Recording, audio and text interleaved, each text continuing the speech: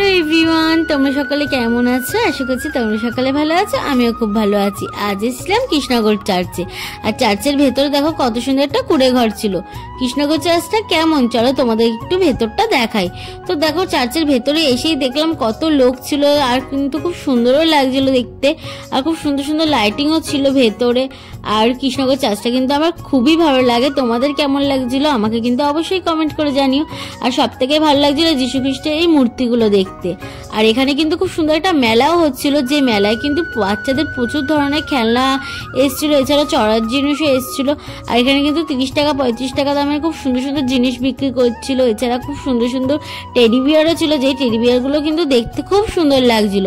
আর সব থেকে ভালো লাগছিল এই যে এই দৃশ্যটা দেখতে। এখানে কিন্তু যীশু খ্রিস্ট কত সুন্দর একটা বাল্যকালের দৃশ্য তুলে ধরেছিল। আর এখানে দেখো কৃষ্ণনগরে কিন্তু বিখ্যাত মাটির পুতুলও বিক্রি হচ্ছিল। তো আজকে মিনি ব্লগটা এইটুকুনি থাকলো, দেখা হবে, টাটা।